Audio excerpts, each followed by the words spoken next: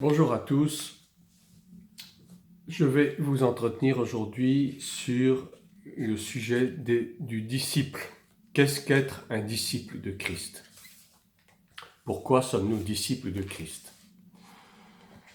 Acte 6-7 nous dit ceci: la parole de Dieu se répandait de plus en plus, le nombre des disciples augmentait beaucoup à Jérusalem, et une grande foule de sacrificateurs obéissait à la foi.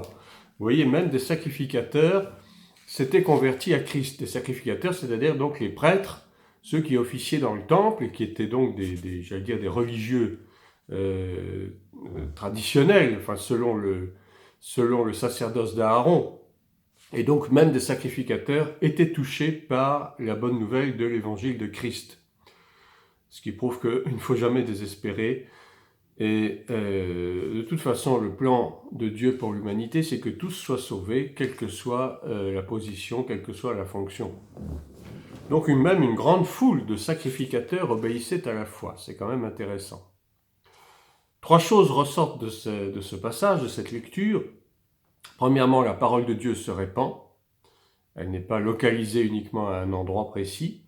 Deuxièmement, ceux qui la reçoivent deviennent des disciples. Et troisièmement, il s'agit de l'obéissance à la foi, c'est-à-dire l'obéissance à la parole. Il ne s'agit pas seulement de recevoir la parole, encore faut-il lui obéir. Nous considérons Jésus comme notre Sauveur et Seigneur, celui par qui Dieu nous bénit, et c'est la vérité. Jésus est véritablement l'unique Sauveur, il est Fils de Dieu et il est Dieu. Il est Seigneur, il est le Roi des rois que nous attendons.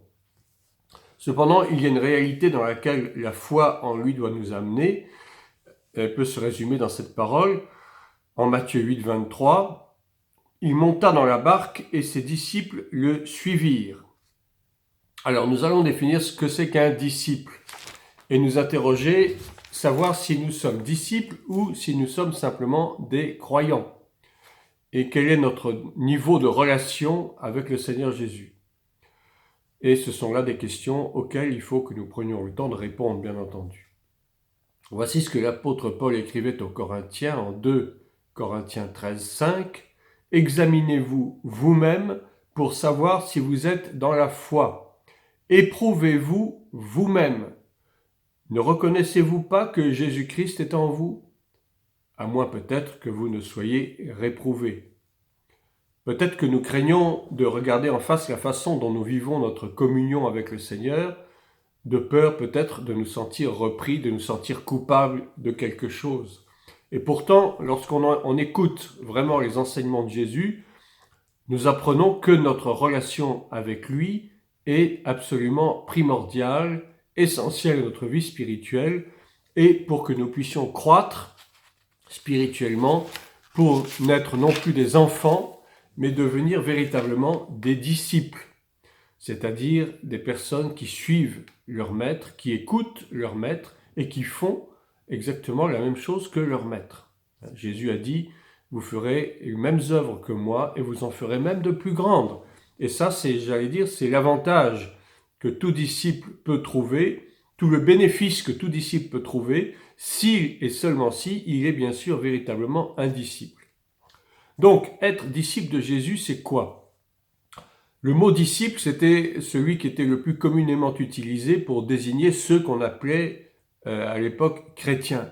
Le mot chrétien est un mot qui a été utilisé pour la première fois à Antioche. C'était en fait un peu une moquerie. Chrétiens, Christ, ceux qui suivent Christ un petit peu, si vous voulez, c'est ce que ça veut dire en fait. Mais le véritable terme que nous utilisons et que nous devrions utiliser plus couramment, c'est le terme de disciple. Jean 3, 30 à 32, « Comme Jésus parlait ainsi, plusieurs crurent en lui. Et il dit aux Juifs qui avaient cru en lui, « Si vous demeurez dans ma parole, vous êtes vraiment mes disciples. » Il ne parlait pas de chrétiens. Vous connaîtrez la vérité et la vérité vous affranchira. Le mot chrétien n'a pas été inventé par Christ lui-même, bien entendu. Pour lui, ceux qui croyaient en lui étaient forcément, et j'allais dire d'une façon normale et logique, des disciples. Un disciple, c'est donc quelqu'un qui est à l'écoute de son maître pour recevoir ses instructions et les observer. C'est quelqu'un qui apprend non seulement une théorie, mais surtout la pratique des choses qui lui sont enseignées. La première chose que les disciples ont faite, Jésus les a envoyés pour chasser les démons, pour guérir les malades, pour ressusciter les morts. C'était purement pratique. Il n'y avait aucune théologie, il n'y avait aucune théorie là-dedans. Demeurer dans la parole de Christ, c'est l'écouter, la recevoir en tant que référence absolue, comme doctrine absolue, et faire dépendre d'elle tout ce que nous croyons en nous efforçant de l'appliquer jusque dans notre vie quotidienne. Si nous comprenons bien la parole de Dieu, nous constaterons que la vie de disciple commence par un acte d'obéissance. Et ce premier acte d'obéissance, c'est de nous faire baptiser d'eau, d'être immergé dans l'eau, c'est-à-dire l'image de la mort au péché et de la résurrection à la vie éternelle. C'est le premier pas de l'obéissance à la foi. La volonté du Seigneur exprimée dans ses dernières instructions était très claire, et je vous le lis, Matthieu 20, versets 19 à 20. Allez, faites de toutes les nations des disciples, vous voyez, c'est l'universalité du commandement du Seigneur, les baptisant au nom du Père, du Fils et du Saint-Esprit, et enseignez-leur à observer tout ce que je vous ai prescrit. Et voici, je suis avec vous tous les jours jusqu'à la fin du monde. Évidemment, il est présent, non pas en chair et en os, mais par son Esprit Saint, par le Paraclet qu'il aura envoyé au jour de la Pentecôte. Mais la première des choses, c'est « Allez, faites de toutes les nations des disciples, les baptisant au nom du Père, du Fils et du Saint-Esprit. » Le premier pas d'obéissance pour un disciple, pour un futur disciple, c'est le baptême, symbole de mort et de résurrection. Et enseignez-leur à observer tout ce que je vous ai prescrit. Ça, c'est, j'allais dire, le second volet de ce commandement du Seigneur. Donc, il y a deux choses essentielles dans la vie d'un disciple de Christ. Premièrement, chercher à connaître les préceptes, les instructions, les enseignements, la loi, et méditer les paroles, méditer ces enseignements. Et deuxièmement, observer et mettre en pratique ce qui a été prescrit avec persévérance, avec foi, en y appliquant notre intelligence, notre cœur et toutes nos forces. Si notre foi ne se résume que dans la parole, alors nous nous trompons nous-mêmes. Et l'apôtre Jacques nous le dit en Jacques 1, verset 22, « Mettez en pratique la parole et ne vous bornez pas, c'est-à-dire ne vous limitez pas à l'écouter en vous trompant vous-même par de faux raisonnements. » Souvent, nous écoutons la parole, nous trouvons que la parole est bonne, certes, parce qu'elle l'est, mais parallèlement, nous faisons des hypothèses, nous faisons des raisonnements avec notre intelligence propre, et en fait, nous nous détournons, même souvent, j'allais dire à notre insu, nous nous détournons de la véracité de la parole par des faux raisonnements. C'est-à-dire que nous voulons interpréter la parole d'une manière qui nous rende service, qui nous soit agréable. Mais ce n'est pas comme ça que la parole de Dieu doit être mise en pratique. Elle doit être mise en pratique textuellement, telle qu'elle est écrite. Si nous croyons réellement en Jésus, eh bien nous écoutons et nous retenons ses instructions pour les mettre en pratique, c'est-à-dire lui obéir en toutes choses et en toutes circonstances, bonnes ou mauvaises.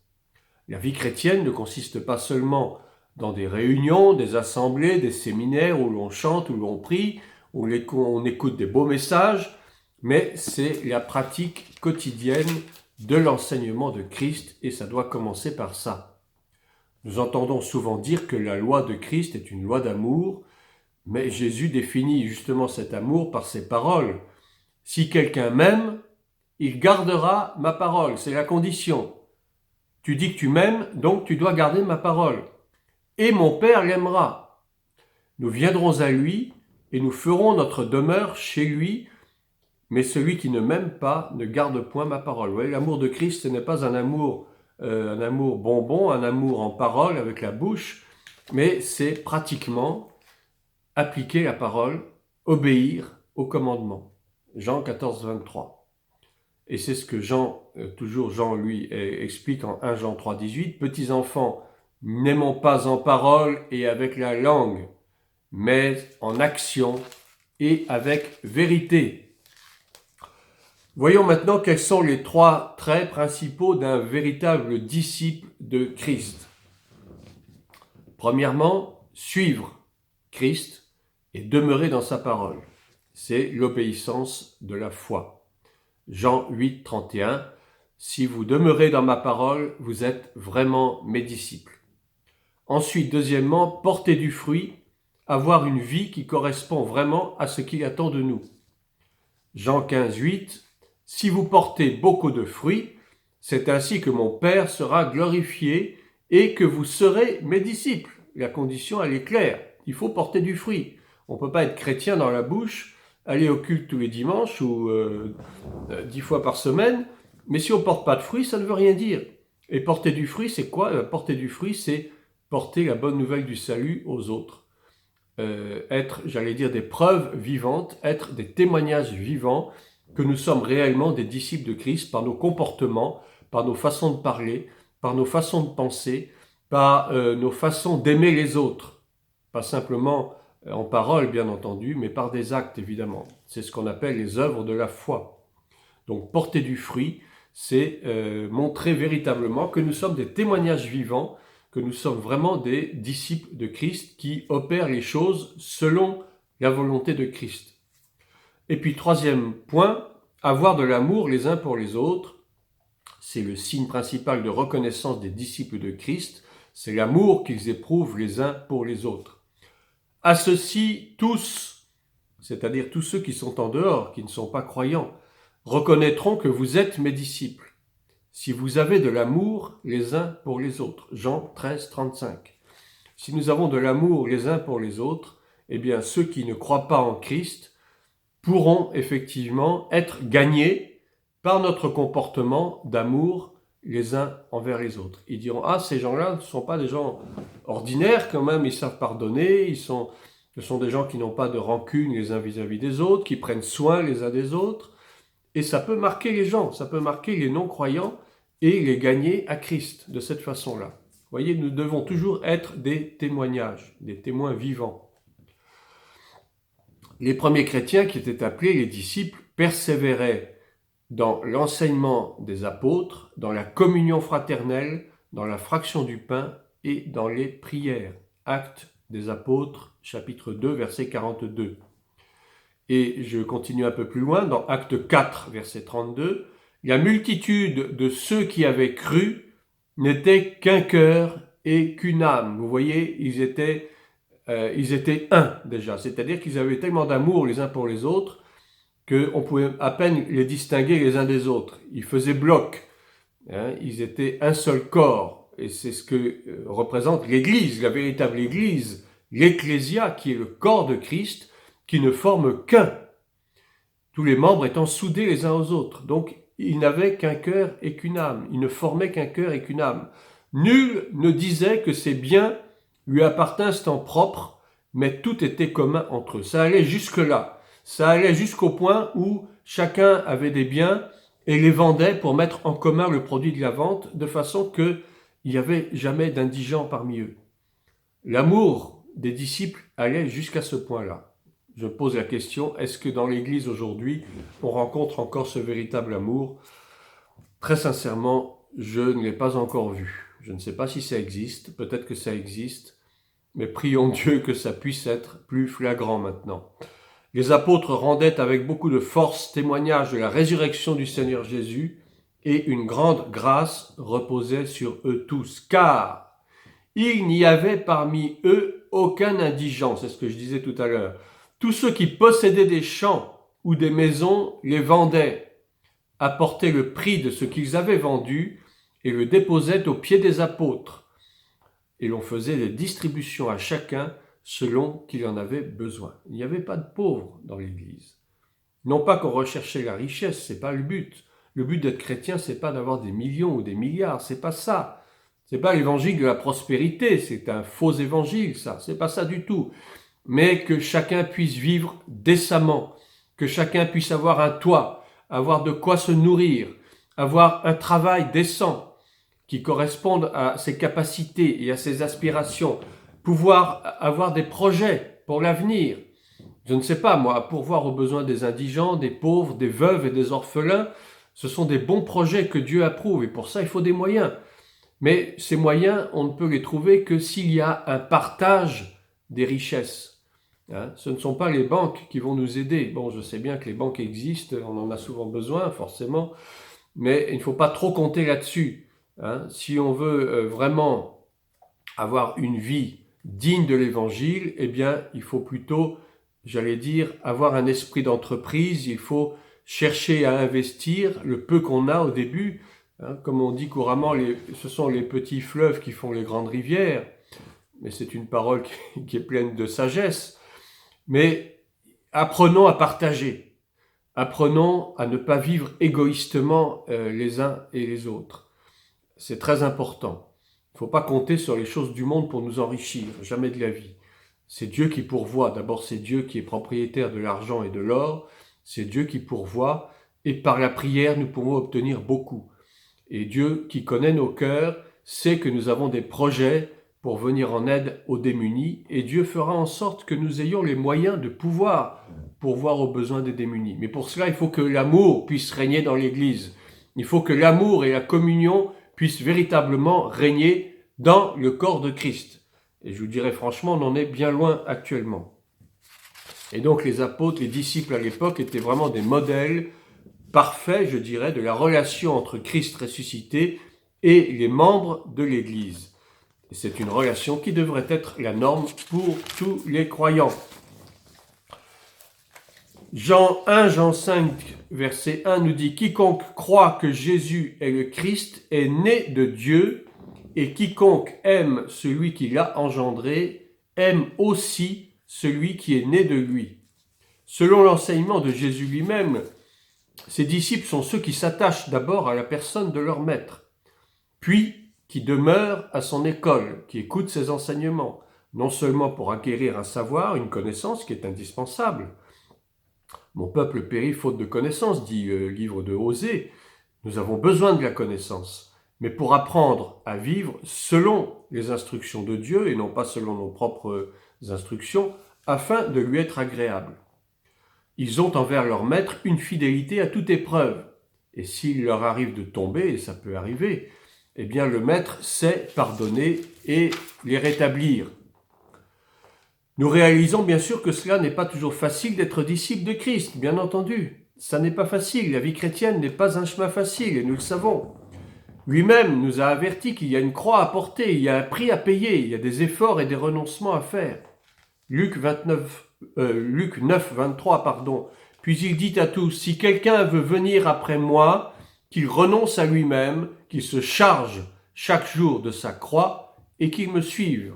Se charger chaque jour de sa croix, c'est faire des efforts, donner la première place à Christ, c'est-à-dire renoncer à certaines choses, renoncer à une vie de péché, renoncer à la facilité. C'est ça, porter sa croix. Marc 10, 28. Pierre se mit à lui dire, « Voici, nous avons tout quitté et nous t'avons suivi. » C'est vrai, il nous faut quitter nos bonnes habitudes, il nous faut quitter notre nonchalance, il nous faut quitter notre paresse, il nous faut quitter la facilité parfois. Luc 14, 27. « Quiconque ne porte pas sa croix et ne me suit pas ne peut pas être mon disciple. » Tout est dit. Celui qui ne porte pas sa croix ne peut pas se dire disciple de Christ. Celui qui ne souffre pas pour Christ ne peut pas être disciple de Christ. Si le Seigneur était exigeant envers ses disciples, il leur assure aussi de grandes bénédictions, mais il y a un prix à payer. Matthieu 28, 20. « Et voici, je suis avec vous tous les jours jusqu'à la fin du monde. » Jésus ne nous abandonnera jamais quand nous traversons des épreuves, quand nous traversons la vallée de l'ombre de la mort, comme le dit le psaume 23. Eh bien, Jésus est toujours avec nous et ne nous laisse jamais tomber. Seulement, avons-nous réellement confiance en lui?